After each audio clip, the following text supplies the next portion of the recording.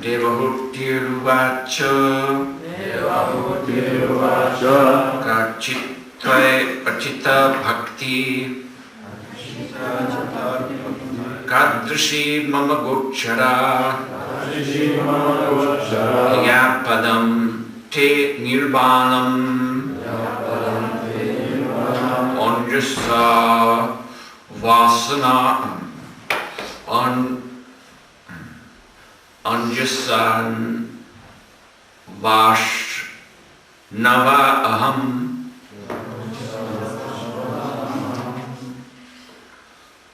Devahuti Uvacha Devahuti said Kachit what Tvai unto you Uchita proper and korralik õige Bhakti devotional service pühendunud teenimine Kidrishi what kind milline Mama by me minu poolt Gochara fit to be practiced sobiv praktiseerimiseks Yaya by which mille poolt Padam feet jalad Te your sinu Nirvanam liberation vabanemine Anjasa immediately otsekohe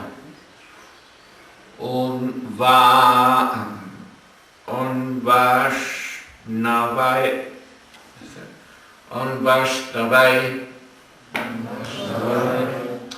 shall attain saavutada Aham I mina. Translation and purport by His Divine Grace Sri Bhaktivedanta Swami Srila Prabhupada Ki Jai. On hearing this statement of the Lord, devotee inquired what kind of devotional service is worth developing and practicing to help me easily and immediately attain the service of your lotus feet. We don't have a book.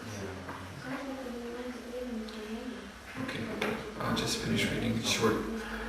It is stated in Bhagavad Gita that no one is barred from rendering service to the Lord. Whether one is a woman or a laborer or a merchant, if he engages himself in the devotional service of the Lord, he is promoted to the highest perfectional state and goes back home, back to Godhead. The devotional service most suitable for different types of devotees is determined and fixed by the mercy of the spiritual master.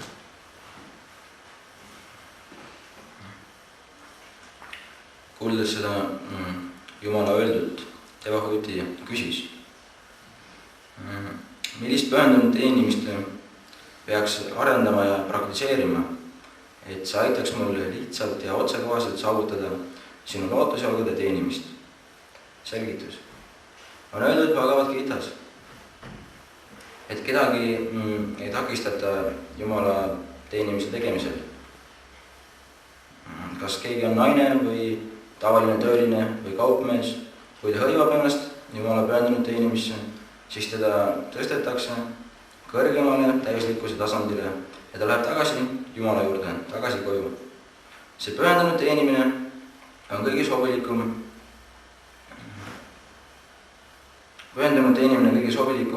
erinevat tüüpi pühendunutele on siis paika pandud Jumala esindaja vaimse õpetaja armulikkuse läbi. Mukam karoti vachalam mangamalai tegirim kriparinam mande shigurim Tallinam. Srila Bhaktivinoda Thakur has written many wonderful, transcendental works concerning Krishna consciousness. Bhaktivinoda Thakur on kirjutanud palju imelisi transcendentaalseid teoseid, mis siis räägivad Krishna teadusest. One of these is called Sri Tattva Sutra. selline on ühe nende nimi. And in this work, he explains bhakti, devotional service, very nicely. Selles teoses ta selgitab bhaktit ehk pühendunud teenimist väga hästi. So there it is stated that bhakti parishanubhava raktihi, which means that bhakti means the intense emotional and transcendental attraction to Lord Shri Krishna. Seal öeldakse, et bhakti tähendab intensiivset ja transcendentaalset köituvust Jumal Shri Krishna suhtes. So bhakti is one. Bhakti on üks. It is not actually of different types. Et ei ole olemas erinevat tüüpi bhaktit. In essence, it is this one thing. Oma sisu poolest on see üks asi. Attraction to Krishna. Krishna köituvus. Then Bhaktivinoda Thakur goes on to say that because not everyone is on the same platform, aga siis Bhaktivinoda Thakur räägib edasi, ta ütleb, et kuna kõik ei ole samal platvormil, therefore it appears that there are different kinds of bhakti. Siis tundub, et on olemas erinevad tüüpi bhakti. So basically he says there are two kinds. Aga põhimõtteliselt ta ütleb, et on olemas kahte tüüpi. One kind is called sadhana and the other kind is called sadhya. Üks on siis sadhana ja teine on sadhya. So sadhana, of course, means practice. Sadhana tähendab loomulikult praktikat. So at this stage, one's attraction to Krishna is not very strong. Ja selle tasandil siis meie köitus Krishna suhtes ei ole veel eriti tugev. So one has to serve Krishna under rules and regulations. Ja siis peab teenima Krishnat vastavalt reeglitele ja regulatsioonidele. Because if he's left to himself, this neophyte devotee will not be steady. Sest kui ta on jäetud omapäi, siis see neofit pühendunu ei ole püsiv, stabiilne. Due to flickering attraction to Krishna. Sest tal on selline värelev köitvus Krishna suhtes. So, of course, what is essential to nourish attraction to Krishna is association with devotees of the Lord. Põhiline, mis siis toidab siis köitvust või mis annab juurde köitvust, on suhtlus pühendunutega. So, as Sri Chaitanya Mahaprabhu explains, that satsanga, this is the essential quality of the devotee. Sri Chaitanya Mahaprabhu selgitab, et satsangas on pühendunute põhiline omadus. In order for one to be known as a devotee of the Lord, he has to accept the association of devotees and asatsanga tyaga. He has to give up the material false asat sangha. Kui sa tahad, et sind tuntakse ära kui pühendunud, siis esimene asi, mis peaks tegema, on olla pühendunute seltskonnas ja asat sangat jaga, ehk loobuda siis mitte pühendunute seltskonnast. Chaitanya Mahaprabhu says there are two types of asat sangha. Sri Chaitanya Mahaprabhu ütleb, et on olemas kahte tüüpi asat sangat. So one type is association with materialistic people who are interested in sense gratification. Üks on siis suhtlus materialistlike inimestega, kes on huvitatud meelelisest nautimisest. And the other type is to leave aside association with anyone who for any reason is Krishna abhakta, is not engaged in devotional service. Ja teine on siis, et mitte suhelda pühendunutega, kes mingil põhjusel ei ole hõivatud pühendunute inimestega. For example, the impersonalist Mayavadis. Näiteks impersonalistid Mayavadid. They may be very strict in their principles. Nad võivad olla väga rangelt järgida oma printsiipe.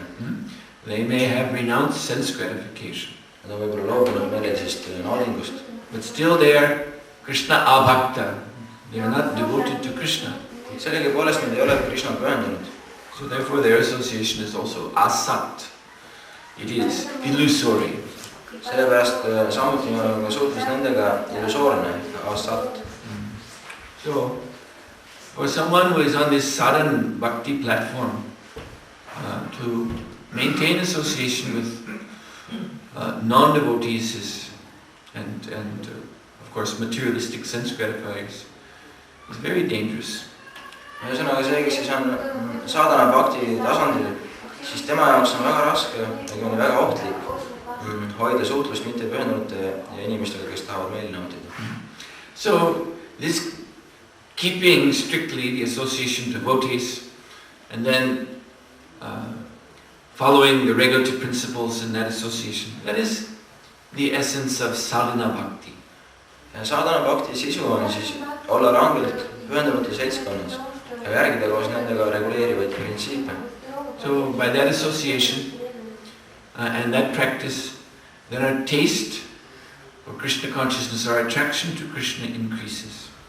Ja läbi sellise praktika meie maitse ja meie köitus Krishna suhtes kasvab. And this attraction is natural. Ja see köitus on loomulik. We can give the example of learning to play a musical instrument. Võime tuua näite sellest, kuidas õpitakse mängima muusikariistasid. In the beginning, it seems hard. Alguses see tundub olevat raske. One doesn't know music, one is unfamiliar with the instrument. Alguses sa ei tunne muusikat ja sa ei ole tuttav instrumentidega. When one plays, makes many mistakes. Kui sa mängid, siis sa teed alguses palju vigu. But if we continue to practice, aga kui me jätkame praktiseerimist, and if we associate with those who know music, ja kui me suhtleme nendega, kes tunnevad muusikat, then gradually our taste for making music increases. Siis järk-järgult meie maitse muusika tegemise suhtes kasvab. And in this way, that love for music this grows within us.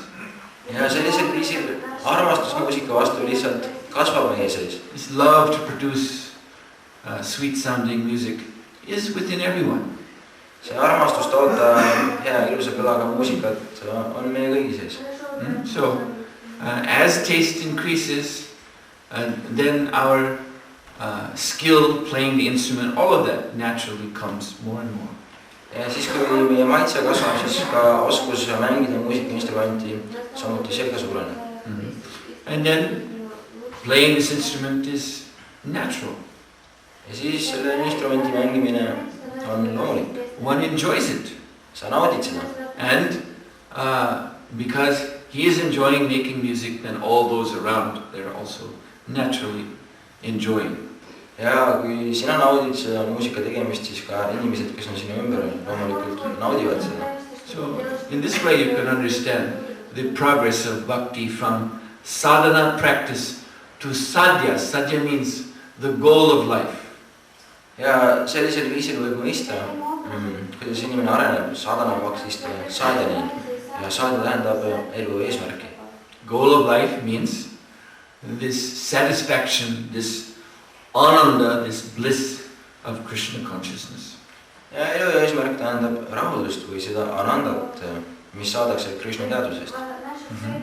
So the only thing that separates us from the goal of life is our lingering attachment to matter. Ja ainuke asi, mis eraldab meid meie eesmärgist, meie elu eesmärgist, on meie selline vaheldusrikas köitus või kiindumus materiaalse suhtes. This again, what is it? It is asat sangha. It is this association with illusion. See on jällegi asat sangha ehk siis suhtlus illusiooniga. We associate with illusion not only by physical relationship. Me suhtleme illusiooniga mitte ainult läbi füüsilise suhtlemise, but also we associate in the mind. vaid me suhtleme ka mõistuses. So as long as that association is going on, Ja nii kaua, kui selline suhtlus kestab, then the taste of Krishna consciousness is reduced. siis maitse Krishna teadvuse suhtes on väga väike. The attraction is less. Seda köitlust on vähem. And thus we have more difficulties. Ja sellega seoses on meil ka rohkem raskuseid. And it seems that devotional service is, you see, it may even seem to be artificial to us. Ja meile võib isegi tunduda, et pühendunud teenimine on midagi kunstlikku. So hard. Nii raske. But again, we must know, if it appears to us to be hard, it's because our hearts are elsewhere. Aga uuesti me peaksime mõistma, et kui see tundub meile olevat raske, see tähendab seda, et meie süda on kusagil mujal. It means our heart is not 100% at Lord Krishna's lotus feet. See tähendab, et meie süda ei ole 100% Jumala Krishna lootusjalgadel. So in Bhagavad Gita, Lord Krishna explains that the actual level of devotional service, real bhakti, pure devotional service, is entirely above the material association. Ja tegelikult Krishna selgitab Bhagavad Gitas, et tõeline bhakti, tõeline pühendunud teenimine on täiesti vaba materiaalsest, täiesti puhas. Brahma Bhutta Prasanatma. One must be on Brahma Bhutta platform. Sa pead olema Brahma Bhutta tasandil. Brahma Bhutta in Sanskrit actually means having a spiritual body. Brahma Bhutta tähendab tegelikult sanskriti keeles seda, et sul on vaimne keha. So there are two ways you can have a spiritual body. On kaks viisi, kuidas saada omale vaimne keha. One can be, of course, in what is called videha mukti, in the spiritual world. Tähendab, elus olen võib muidugi kasutada vaimses maailmas. Having the siddha-deha, the spiritual body within Krishna's pastimes. Omades siis siddha-dehat ehk siis vaimset keha Krishna mängudes. But there is also jivan mukta, liberation within this, still within this world. Aga on olemas ka jivan mukta ehk siis vabanemine selles samas materiaalses maailmas. And that is when this body is 100% engaged in Krishna's service. See on siis, kui see sama keha on hõivatud 100% Krishna teenimisse. Srila Prabhupada gives the example of placing a piece of iron in fire. Srila Prabhupada toob näite, kui panna rauatükk tulle. So iron represents matter. Ehk siis raud esindab mateeriat. The physical body. Füüsiline keha. But if you place it in the fire, aga kui sa paned ta tulle, which represents Krishna consciousness, mis esindab Krishna teadvust, association with the Lord's devotees and the process of devotional service, suhtlus Jumala pühendunutega ja pühendunud teenimise protsess, then the iron becomes red hot. Siis see raud läheb tuli punaseks. It exhibits the same quality as fire. See väljendab omab sama omadusi nagu tuli. So that is also a spiritual body. See on samuti vaimne keha. Of course, it is a temporary physical body. Muidugi see on ajutine materiaalne keha. But it is spiritualized. Aga see on vaimsustunud. It doesn't exhibit any material qualities. Ta ei väljenda mingeid materiaalseid omadusi. It is not involved in sense gratification. See ei ole hõivatud meelte rahuldamisse. So, Brahma Bhutta Prasanatma, if one achieves the Brahma Bhutta liberated position, then Prasanatma, then they are completely satisfied. Ehk siis kui keegi jõuab Brahma Bhutta tasandile, ehk saavutab vabanemise, siis ta on täiesti rahul kõigega. Na sochati. They are not hankering after something that they think is missing from their life. Nad ei igatse millegi järele, mida nad arvavad, et miskit puudub nende elust. Na kankshati, nor are they lamenting. Samuti nad ei muretse. Unhappy because they think my life is incomplete. Õnnetud sellepärast, et nad arvaksid, et minu elu on ebatäiuslik. Samaksaveshu bhutteshu, they see all living entities on the spiritual platform. Everyone is spirit soul. Nad näevad kõiki elusolendeid vaimselt tasandilt. Kõik on vaimsed hinged. Part and parcel of Krishna. Krishna lahutamatud osakesed. They're not dividing that here are friends and here are enemies. Nad ei jaga, et siin on sõbrad ja siin on vaenlased. This is the mental platform. See on mõistuse tasand. Dvandva, duality. Kahesus, duaalsus. We make friends with some people because they help us to gratify our senses. Me oleme sõbrad mõned inimestega, sest nad aitavad meil rahuldada meie meeli. And others we call enemy because they cause us distress, material distress. Ja teisi me kutsume oma vaenlasteks, sellepärast et nemad põhjustavad meie materiaalselt häda. Then Krishna says, having achieved this Brahman platform, ja siis Krishna ütleb, et kui sa oled saavutanud selle Brahmani tasandi, mad bhaktim labate param, then one is actually established in bhakti. Siis sa asud olles tegelikult bhaktis. This is the real position of bhakti yoga. See on tõeline bhakti yoga positsioon. Then one actually relishes, has taste for the nectar at Lord Krishna's lotus feet. Siis sa alles tegelikult jood ja maitsed Jumal Krishna ja lootusalvide nektarit. From bhakti yoga paribhavita, Lord Kapila Dev says that when one achieves pure devotional service, Jumal Kapila Dev ütleb, et kui keegi saavutab puhta pühendunud teenimise, then Lord Krishna manifests within the heart of such a devotee. Siis Jumal Krishna avaldab ennast sellise pühendunu südames. Premanjana in the Brahma Samhita, Premanjana churita bhakti vilochanena. When the eyes are smeared with the salve of love of Godhead. Brahma Samhitas öeldakse, et kui silmad on määritud Jumala armastuse salviga, then santa, one is liberated. Siis sa oled vabanenud.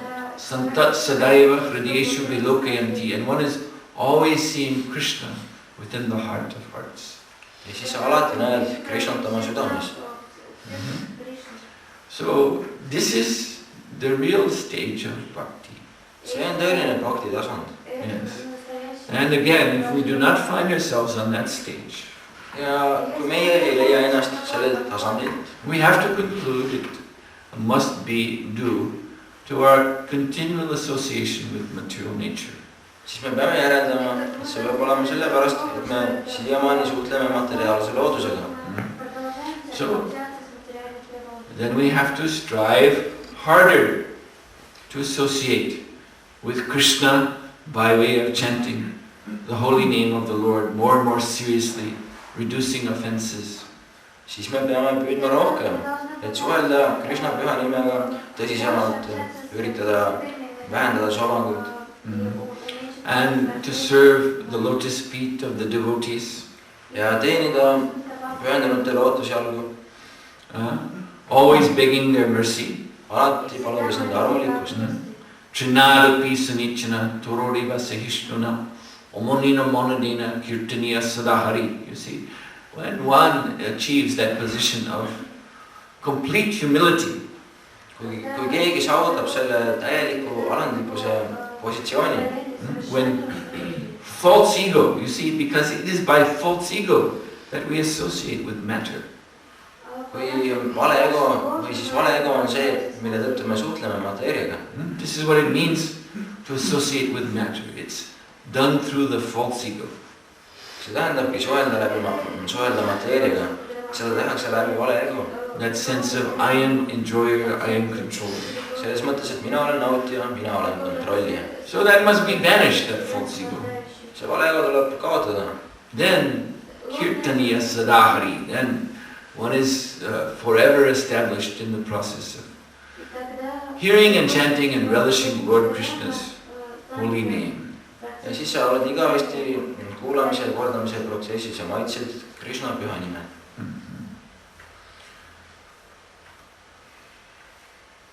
And this verse has the name, has the word nirvana, liberation. Ja selles versis on sõna nirvana ehk vabanemine. So in Sanskrit, the word nirvana is giving the sense of the blowing out of a flame, like when one blows out a candle. Ja sanskriti keeles sõna nirvanas tähendab midagi sellist nagu küünlalt leedi puhumine.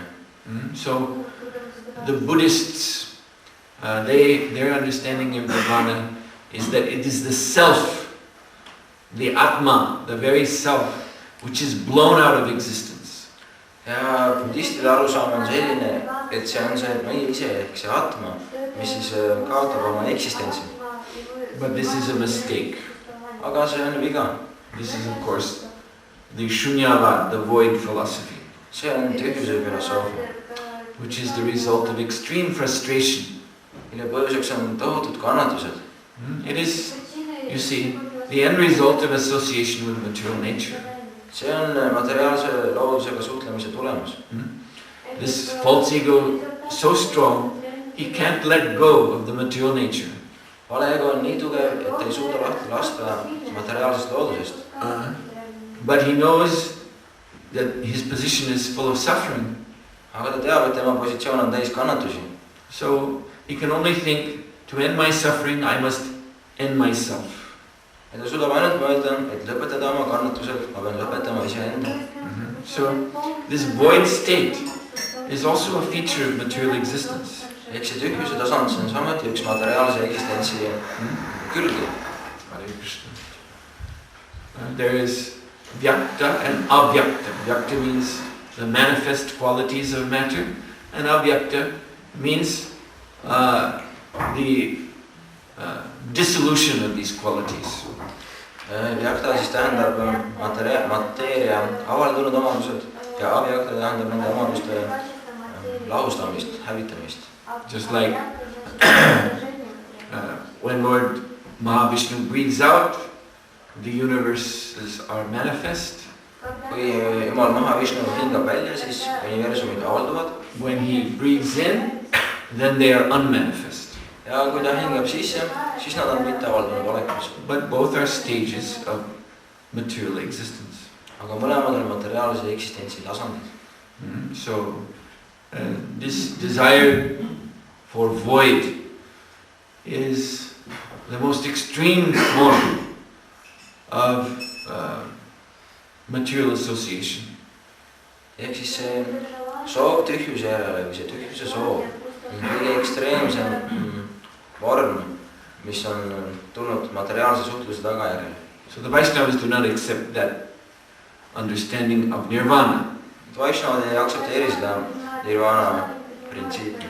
Nirvana means the blowing out of the false ego. Nirvana tähendab vale ego minema puhumist.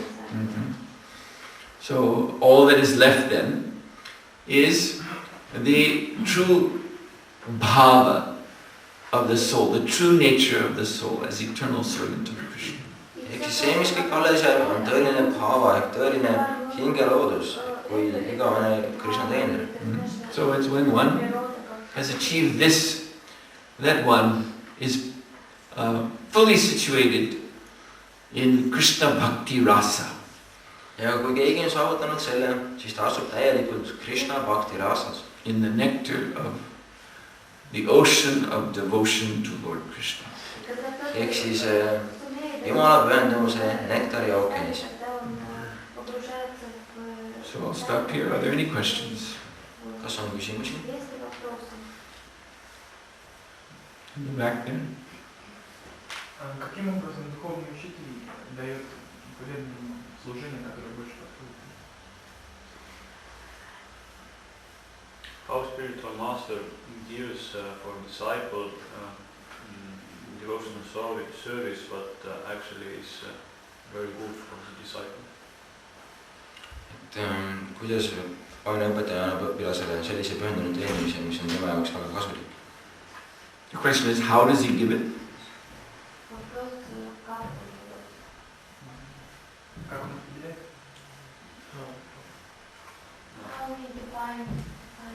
How he what? Recognize. how he recognizes what is the best for disciple? Kuidas ta tunneb ära, mis on parem õpilase jaoks? Because Krishna tells him. Sest Krishna ütleb talle. Once Srila Prabhupada was speaking with some visitors. Kord Srila Prabhupada rääkis külalistega. And they also had a similar question. Ja neil oli samuti sarnane küsimus. They wanted to know how a spiritual master knows exactly what is to be done by his disciples. Nad tahtsid teada, et kuidas aineõpetaja teab, et mida täpselt peavad tema õpilased tegema. So one of Srila Prabhupada's leading disciples at that time. Ja siis üks Srila Prabhupada juhtivatest õpilastest sellel ajal was explaining that yes, Krishna, he is the controller of intelligence.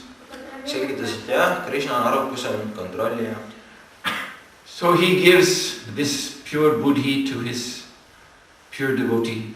Ja ta annab selle puhta buddhi, puhta arukuse oma puhtale pühendunule. To know exactly how things should be done. Ja ta mõistaks täpselt, kuidas peab asju korraldama. And Srila Prabhupada interrupted this disciple, giving this explanation to these visitors. Ja Srila Prabhupada siis segas vahele sellele selgitusele, mida see õpilane andis nendele külalistele.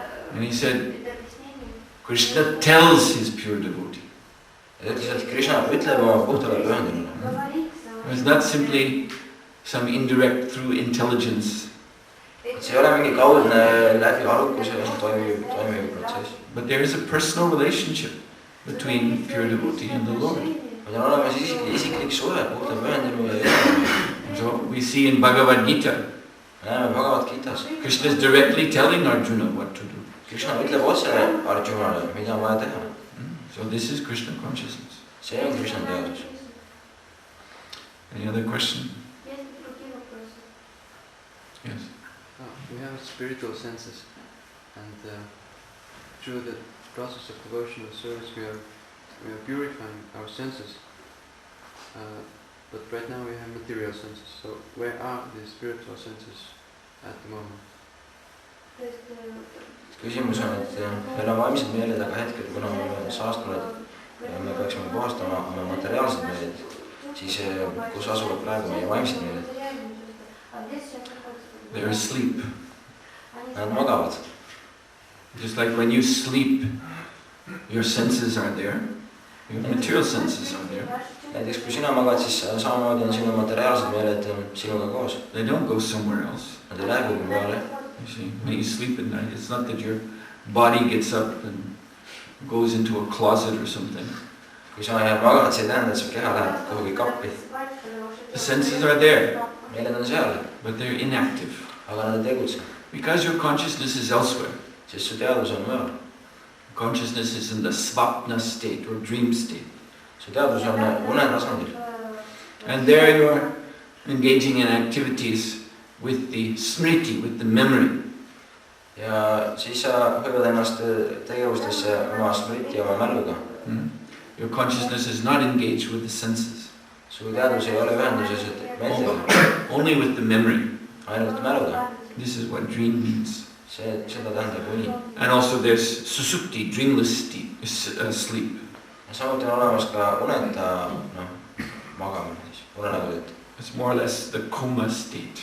See on enam-vähem kooma tasand. So everyone enters that also when they sleep at night. Ja kõik sisenevad ka sellesse, kui nad magavad öösel. So material life is like that. We're in a comatose or dreaming condition.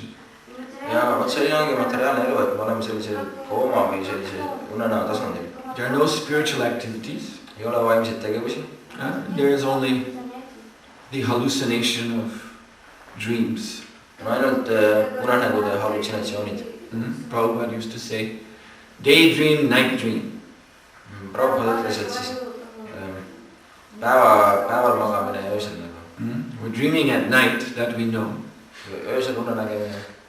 But even what we experience in so-called waking state is dream. Aga isegi siis, kui me kogeme nii-öelda ärkamist hommikul, siis ka tegelikult see on uni. So the spiritual senses are there. Vaimsed meeled on seal olemas. They are compact within the soul, Nad on hinge sees kokku pakitud, but they are inactive. aga nad ei tegutse, They are asleep. nad magavad. So Prabhupada said this hearing and chanting of Hare Krishna is like hearing the alarm in the morning when it's time to get up. Ja Prabhupada ütles, et see on püha nime kordamine ja kuulamine on nagu äratuskella kuulamine hommikul. This hearing process is awakening the soul to its spiritual activities. See kuulamise protsess äratab hinge oma vaimsetele tegevustele.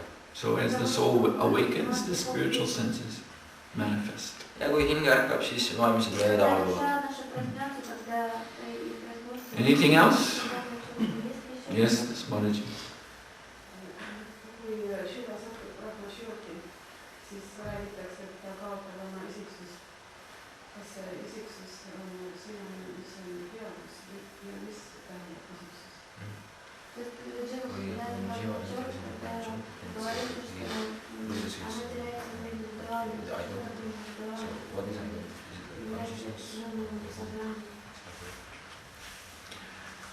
First thing you have to understand is that the Brahmajyoti is for Mayavadis. Kõigepealt tuleb mõista, et Brahmajyoti on Mayavadide jaoks. When neophyte devotees try to understand the Brahmajyoti, they are in danger of becoming Mayavadis. Kui algajad pühendunud üritavad mõista Brahmajyotit, siis on oht, et neist nendest saavad Mayavadid. It's best that you do not try to meditate on the Brahmajyoti. Parim on see, et sa üritaks mediteerida Brahmajyotile. It's best that you just understand that this is the impersonal feature of Krishna. Parim on see, kui sa mõistad, et see on Krishna impersonaalne külg. And devotees are not involved in that at all. Ja pühendunud ei puutu sellesse absoluutselt. This impersonal state of Brahman realization is actually